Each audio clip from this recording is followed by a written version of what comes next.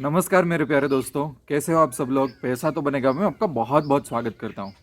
Let's say कि आप lower middle class family से बिलोंग कर रहे हो या तो मिडिल क्लास फैमिली से बिलोंग कर रहे हो। लेट्स से कि आपको पास किसी का सपोर्ट नहीं था, किसी का कनेक्शन नहीं था।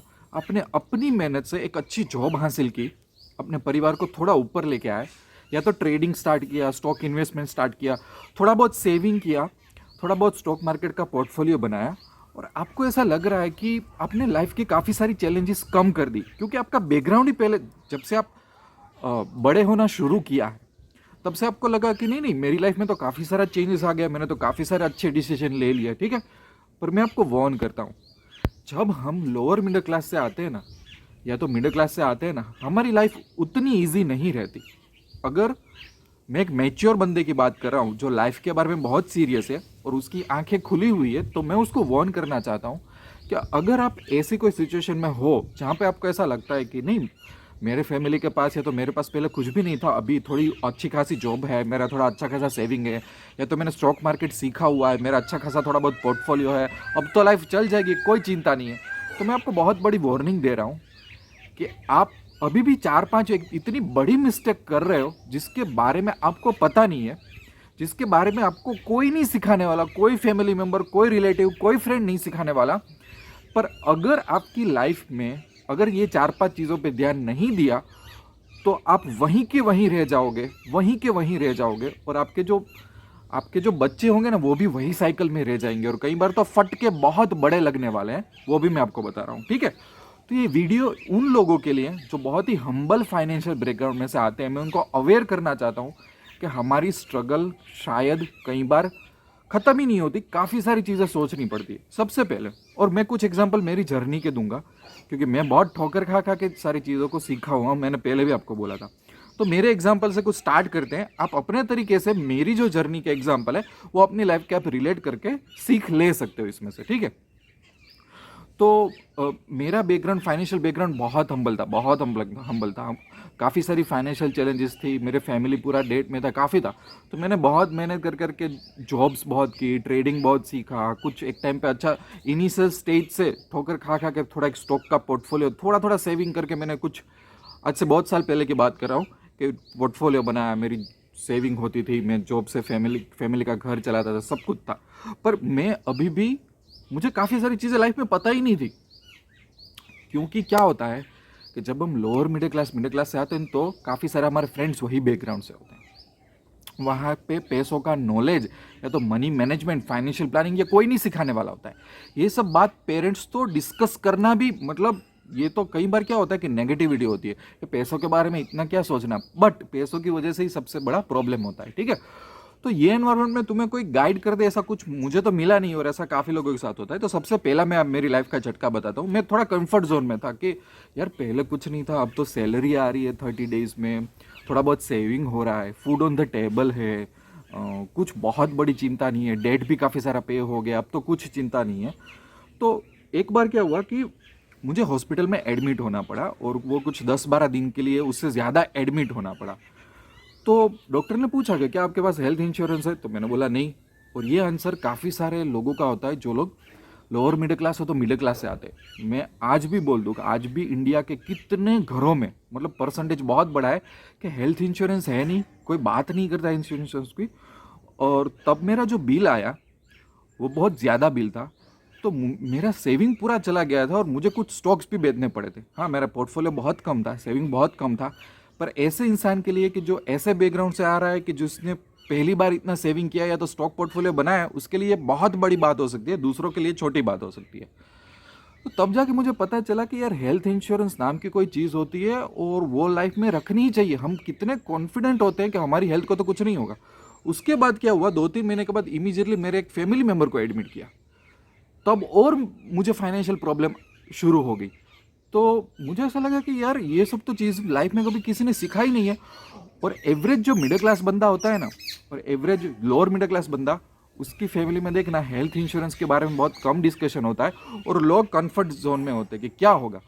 तो मैं आपको, सबसे बड़ी चैलेंज आपकी लाइफ में आएगी, अगर आप भले ना थोड़े बहुत भी सक्सेसफुल हो गए, थोड़ा बहुत पैसा बनाना सीख लिया ना, तो स्टॉक मार्केट आपको फटका दे या दे ना, कुछ चीज़ आपको फटका दे, पर हेल्थ इंश्योरेंस आपको फटका देगा।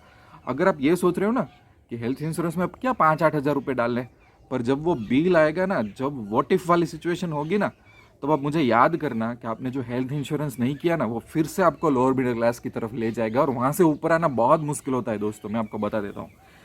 फिर इसमें एक और मैं ट्विस्ट लाता हूँ, पेरेंट्स का हेल्थ इंश्योरेंस। अब मैं एक बहुत मज़ेदार बात बोलूँ, इंडिया में 70-80% घरों में पेरेंट्स का इंश्योरेंस होता ही नहीं है।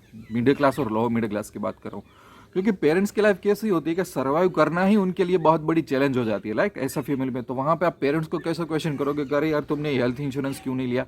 बट होता क्या है कि हम चिल्ड्रन होते हैं, तो एक सोसाइटी में माहौल कैसा बना होता है कि नहीं, चिल्ड्रन की ही सब रिस्पॉन्सिबिलिटी है। अब मैं ये पेरेंट्स का हेल्थ इंश्योरेंस की बात अलग से क्यों कर रहा है वो भी समझना। एक्चुअली जब तक आपको समझ में आएगा ना कि यार पेरेंट्स मतलब हेल्थ इंश्योरेंस का इंपॉर्टेंट क्या है और पेरेंट्स के पास भी हेल्थ इंश्योरेंस हो जाएगा, तब तक आपकी एज के हिसाब से आपके पेरेंट्स की एज ऑलरेडी 50 क्रॉस कर चुकी होगी। क्योंकि ये सब जो अवेयरनेस होती है ना 20-25 के बाद आती है, शायद 30 के बाद आती है। तब तक आप मुड़ के ऐसा देखोगे ना कि मेरे पेरेंट्स का हेल्थ इंश्योरेंस, तो पेरेंट्स तो बोलेगा हम तो 50 क्रॉस हो गए, हमारे पास तो मतलब क्या होता है ये हेल्थ इंश्योरेंस। उनका कभी तक, अब मैं उनकी मिस्टेक भी नहीं बोल रहा हूँ, पर ये मिडिल क्लास का डिलेमा है कि ऐसा होता है। तो अब आपको पता है कि साला हेल्थ इंश्योरेंस तो इंपॉर्टेंट है, तो अब एजेंट के पास जाओगे ना, तो जो लोग ने ऐसे 50 क्रॉस की होती है ना, उसका इतना बड़ा हेल्थ इंश्योरेंस आता है कि आप फिगर देख के ही चौंक जाओगे कि अरे यार, क्योंकि जितनी एज बढ़ेगी ना उतना हेल्थ इंश्योरेंस का प्रीमियम है ना वो महंगा होता जाएगा। अब बोलेगे "ए, तेरी अब तो मैं इसको कैसे कवर अप करूँ"। दूसरी बात क्या होती है कि कई बार कुछ ऑलरेडी जब आपके पेरेंट्स 50+ क्रॉस करते हैं तो कुछ ना कुछ अभी डिसीज आ जाते हैं, जैसे ब्लड प्रेशर, डायबिटीज़, तो और प्रीमियम ज़्यादा हो जाते हैं उस चीज़ का। काफ़ी सारी चीज़ें होती है, पर वो डिफ़िकल्ट चीज़ है। और अगर पेरेंट्स को एडमिट करना पड़ा तो डॉक्टर पूछेगा हेल्थ इंश्योरेंस है नहीं, तो वो बिल। तो इसका मतलब क्या हुआ पता है कि सबसे पहले तो शायद आपने गलती कर दी कि आपका ही हेल्थ इंश्योरेंस नहीं था, वो तो ठीक है, पर जैसे ही आप कमाना सीखे जॉब से, स्टॉक मार्केट में से, दो तब तक तो आपके पेरेंट्स 50-55 क्रॉस कर चुके थे। तो कोई ना कोई बीमारी की वजह से कुछ दवाइयाँ हुई, उसको हॉस्पिटल में एडमिट करना, तो वो उसमें पूरा सेविंग जाएगा, या तो स्टॉक मार्केट का पोर्टफोलियो भी आपको काटना पड़ेगा। ये तो मैं और पेरेंट्स के हेल्थ इंश्योरेंस का अभी क्या करोगे, समझ लो कि आपकी सैलरी अच्छी है, पर सैलरी भी कोई लिमिट होगी। आप बोलोगे कि सर कितने प्रीमियम मैं भरूँ, पर इस चीज़ का कोई निचोड़ नहीं है। समझो, पेरेंट्स का हेल्थ इंश्योरेंस का निचोड़ क्या लेना है, बाई गॉड के आपके पास सॉल्यूशंस हो, ठीक है। दूसरा, बहुत बड़ी एक ट्विस्टिंग बात और कर रहा हूँ, पेरेंट्स का रिटायरमेंट। अब एशियन कंट्रीज जो होते हैं ना, इंडिया और काफ़ी सारे एशियन, उसमें क्या होता है पता है कि हम पेरेंट्स को क्वेश्चन नहीं कर सकते, सोसाइटी हमको गलत मानती है। हम फाइनेंशियल क्वेश्चन तो पेरेंट्स को कर ही नहीं सकते। पेरेंट्स, काफ़ी सारे पेरेंट्स खुद, अब मुझे बताओ कि कितने लोअर मिडिल क्लास और मिडिल क्लास पेरेंट्स शांति से बैठ के फाइनेंशियल प्लानिंग का नॉलेज अपने बेटे को देंगे कि भाई भाई मैंने ये 20 मिस्टेक की थी, तू मत करना। एक्चुअली मैंने ये काफ़ी सारे फैमिलीज़ में देखा नहीं है, कुछ फैमिली हो तो अच्छी है, ब्लेस देम, भगवान उनको बहुत अच्छी हेल्प करे, पर ये एक चैलेंज है। तो यहाँ पे मुझे एक नेगेटिवली मत लेना कि सर आप पेरेंट्स के अगेंस्ट पे बोल रहे हो, नहीं, मैं पेरेंट्स के अगेंस्ट में नहीं बोल रहा हूँ। यहाँ पे फाइनेंशियल चीज़ होती है, कुछ चीज़ों को हम क्रिटिसाइज करके सीख सकते हैं। अब क्या होगा पता है, पेरेंट्स का रिटायरमेंट प्लान ही नहीं होता है।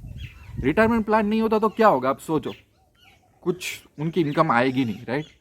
उसकी वजह से क्या होगा कि जैसे जैसे आप ग्रो हो रहे हो, आपको ऐसा लग रहा है कि मैं मेहनत कर रहा हूँ, मेरी सैलरी अच्छी बढ़ रही है, मेरा इंक्रीमेंट हो रहा है, या तो स्टॉक मार्केट में मुझे अच्छा पैसा मिल रहा है, ये हो रहा है, फिर भी आपको ऐसा लगेगा कि यार मैं जिस स्पीड से आगे बढ़ना चाहता हूँ ऐसा नहीं होगा। क्योंकि पेरेंट्स का जो, उनकी जो ओल्ड एज का जो बर्डन होगा ना, चाहे वो हेल्थ रिलेटेड हो, नॉन हेल्थ रिलेटेड हो, कुछ एक्सपेंस हो, वो सब आप पे आएगा। मैंने एक वीडियो बनाया था कि काफ़ी सारी कंट्री में ऐसा होता है कि चिल्ड्रन होता है ना, चिल्ड्रन मतलब हम लोग, वो एक हमको रिटायरमेंट प्लान की तरह यूज़ किया जाता है। और इसके बारे में बोलना मतलब इतना डिफ़िकल्ट है, बहुत बहुत डिफ़िकल्ट है। अगर मैं पब्लिक प्लेटफॉर्म पे जाके इसके बारे में बोलूँ ना कि नहीं, पेरेंट्स को ये सब बातें सोचनी चाहिए, तो मुझे लगता है काफ़ी सारे लोग मेरे अगेंस्ट में हो जाएंगे। ऐसा ऐसा ट्रेंड है, ऐसा मैंने सीखा हुआ है। पर काफ़ी सारे कंट्री में, काफ़ी सारे अच्छी कम्युनिटीज़ में, इवन इंडिया में काफ़ी सारे रिस्पॉन्सिबल पेरेंट्स भी होते हैं। रिटायरमेंट प्लानिंग बहुत इंपॉर्टेंट होती है। अगर आपकी पेरेंट्स का रिटायरमेंट प्लानिंग नहीं होगा ना, तो मैं आपको बोलूँ आपको बहुत स्ट्रगल पड़ेगी लाइफ में। ये आपको, शायद आप यंग होगे ना तभी पता नहीं चलेगा, धीरे धीरे आप आगे आओगे ना, आप एक एक चीज़ों को फेस करोगे ना, जब आपकी सैलरी होगी, इंक्रीमेंट हो रहा होगा, भले आपको स्टॉक मार्केट प्रॉफिट, पर आपके पैसे काफ़ी सारी जगह पे चले जाएंगे जो आपको पता नहीं होगा। और हमको ऐसा लगेगा कि this is a moral responsibility. हाँ, मोरल रिस्पॉन्सिबिलिटीज होती है, नो वरीज, पर हर एक इंसान की मोरल रिस्पॉन्सिबिलिटी के साथ एक फाइनेंशियल रिस्पॉन्सिबिलिटी होती है। तो ये सब में आपकी आपकी लाइफ में ये सब चैलेंजेस आएगी, या तो आ चुकी होगी, उसके बारे में मैं डिस्कस कर रहा हूँ। दूसरा एक चीज़ होती है कि जब हम पैसा कमाने लगते हैं तब कई बार हम कंफर्ट जोन में आ जाते हैं, और कई बार हमारी एज ऐसी होती है कि कुछ चीज़ों के बारे में नहीं सोचते। एक बहुत बड़ी चीज़ होती है, अगर आपकी शादी हुई है तो आपको सोचना ही होगा, उसका नाम है टर्म प्लान। टर्म प्लान क्या होता है? एक प्योर इंश्योरेंस प्रोडक्ट होता है कि अगर आपको कुछ हो जाता है तो आपकी वाइफ को, आपके फैमिली को कुछ पैसा मिल जाएगा, जैसे 50 लाख, 1 करोड़, जो भी आपने लिया है सम, ठीक है। अब मैं जिस बैकग्राउंड में से आ रहा हूँ, काफ़ी लोगों को टर्म प्लान पता नहीं है। काफ़ी लोगों को मेरे जो अच्छे अच्छे फ्रेंड है उसका गला पकड़ पकड़ के मैंने उनको बताया कि भाई टर्म प्लान ले लो, टर्म प्लान ले लो, तो वो भी ले नहीं रहे। क्योंकि एक तो ऐसा है कि उसमें से हर साल प्रीमियम जाएगा, तो ऐसा सोचता है कि मुझे, काफ़ी लोग पूछते कि टर्म प्लान क्या लेने का, जब मैं मरूंगा तभी मेरी वाइफ को या तो फैमिली को, बच्चे को कुछ मिलेगा ना, तो उसमें कुछ रिटर्न नहीं मिलता, उसमें कुछ प्रीमियम वापस नहीं मिलता। हम लोग क्या सोचते हैं मिडिल क्लास फैमिली से, हमको कुछ नहीं मिलेगा जब तक हम मरे ना तब तक। अब मैं जब बड़ा हो रहा था तब ना मैंने ऐसे कुछ फैमिलीज देखी कि जहाँ पे हस्बैंड पे पूरा घर था, ठीक है, खर्चा निकलता था, और अचानक हस्बैंड को कुछ हो जाता है। अब वाइफ फाइनेंशियली कैपेबल ही नहीं है, वाइफ प्योर हाउस वाइफ है, और हस्बैंड के जाने के बाद काफ़ी सारी जगह पे क्या होता है कि बाद में वाइफ को सपोर्ट करने वाले बहुत कम लोग होते हैं, समझो आप। ये अब इसमें मैं डिटेल में कितना चाहूँ, इट्स सोशल मैटर। तो बहुत बहुत खतरनाक और ख़राब सिचुएशन देख ली है वाइफ की और उनके बच्चों की। तो स्पेशली आपकी शादी हो जाए तब तो आपको टर्म प्लान लेना ही चाहिए, कोई एक्सक्यूज़ आपको नहीं चलेगा। क्योंकि मैंने ऐसा काफ़ी सारे केस देख लिए, हमको ऐसा लगता है हमको कुछ नहीं होगा, पर बाद में आपकी फैमिली और आपकी जो चिल्ड्रन की हालत होती है ना, वो देखने लायक होती है। बहुत बहुत सिचुएशन होती है। टर्म प्लान, तो आपको टर्म प्लान के बारे में आपको सोचना है।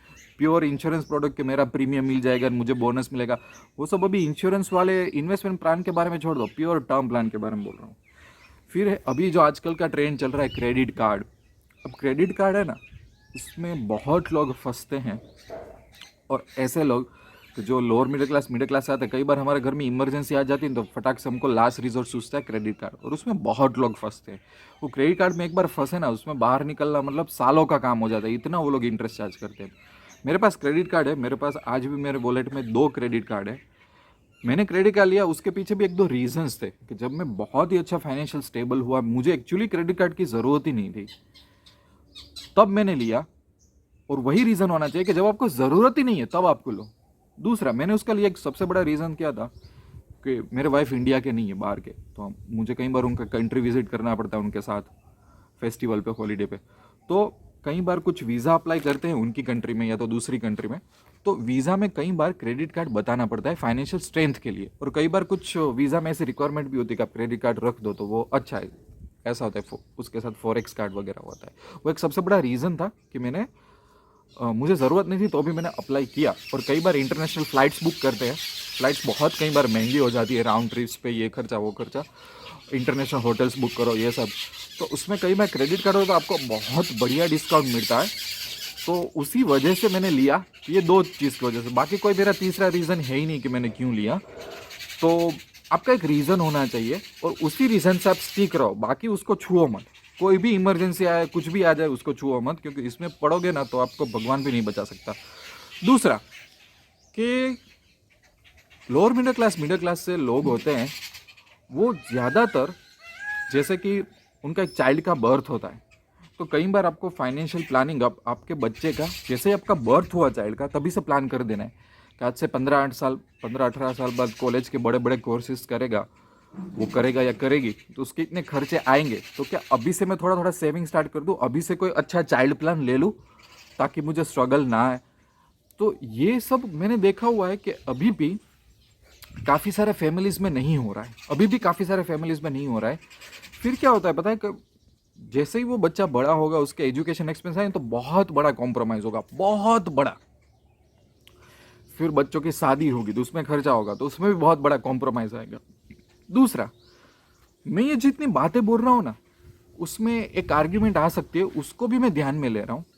कई लोग बोलेंगे कि सर आप इतना बोल रहे हो हेल्थ इंश्योरेंस, टर्म प्लान, खुद का रिटायरमेंट प्लान, ये वो, तो सर इतना पैसा कहाँ होगा कि इतने इंस्टॉलमेंट भरे। तो मेरा वीडियो स्टार्ट किया ना, उसमें मैंने बोला कि ये वीडियो उन लोगों के लिए है कि जो स्क्रैच में से कुछ नहीं था उसमें से आगे आ रहे, कम से कम आपके पास कुछ पैसा अभी आना स्टार्ट हुआ है। मैं अभी उन लोगों की बात नहीं करूँगा जिनके पास कुछ भी नहीं है, आपके पास कुछ है, आप कुछ तो प्लान कर सकते हो छोटा मोटा, उन्हीं लोगों के लिए। दूसरा कि खुद का रिटायरमेंट प्लान, काफ़ी लोग एक्चुअली रिटायरमेंट प्लान तो जब आपकी फर्स्ट जॉब स्टार्ट होती है तो 25 क्रॉस करते हो, 27 क्रॉस करते हो, तभी से प्लान कर देना चाहिए। रिटायरमेंट प्लान करना इतना इंपॉर्टेंट है कि मेक श्योर कि आप अपने बच्चों पे बर्डन ना बनाओ, समझ रहे हो?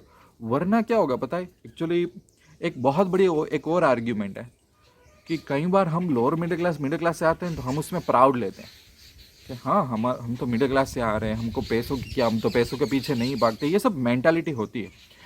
पर जब आपका कोई हॉस्पिटल में एडमिट आता है तब डॉक्टर आपकी ये सब आर्ग्यूमेंट नहीं सुनेगा। या तो अगर आपको कुछ हो गया ना तो आपकी वाइफ, आप नहीं हो तब ये आर्ग्यूमेंट नहीं कर सकते कि नहीं हम तो मिडिल क्लास में है, सेटिस्फाइड है, हमको क्या पैसों की ज़रूरत, उनको पैसों की ज़रूरत पड़ेगी। ये सब जो चीज़ है ना वो सिर्फ डिस्कस करने में अच्छी लगती है। मैं ऐसा नहीं बोल रहा हूँ आप पैसों के पीछे भागो, मैं ऐसा बोल रहा हूँ, मेरा वीडियो का बनाने का मतलब क्या है कि जो भी लाइफ में मेजर रिस्क है, जहाँ पे लोअर मिडिल क्लास और मिडिल क्लास वाली फैमिली बहुत मिस्टेक्स करती है, प्लीज़ आप उस रिस्क से बचो। मेरा ये मतलब नहीं है कि नहीं बस पैसों के पीछे भागो, उसका एक गलत मीनिंग भी मत निकालना, क्योंकि मिडिल क्लास में ये भी सिखाया जाता है कि बी प्राउड कि तुम मिडिल क्लास में हो।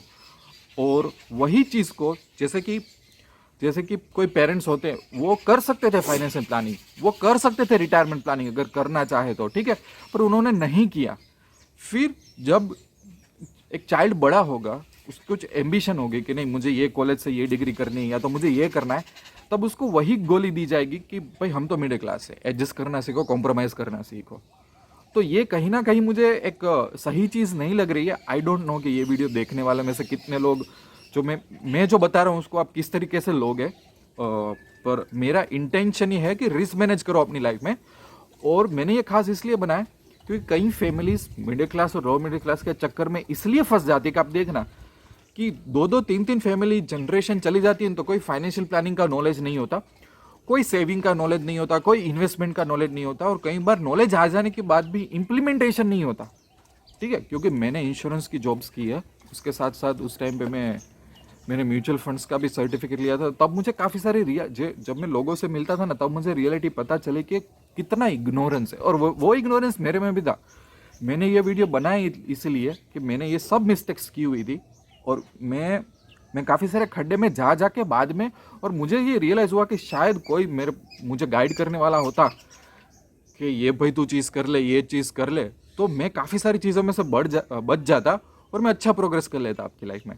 इसलिए मैंने यूट्यूब पे कुछ ऑप्शन की स्ट्रैटेजीज डाली हुई है, और मैंने काफ़ी सारी स्ट्रेटेजी उन लोगों के लिए डाली हुई है कि जिनके पास अभी अच्छा खासा सेविंग है, या तो उनके पास एक रिटायरमेंट कॉर्पस आ गया है, फिर भी वो रिटायरमेंट में होते होते एक सेफ स्ट्रेटेजी से भले कम रिटर्न बट अच्छा रिटर्न कमाना चाहते हैं। तो ऐसी भी स्ट्रेटेजी मैंने उन्हीं लोगों के लिए डाली है, और काफ़ी लोगों को ये स्ट्रेटेजी अच्छी लगी हुई है।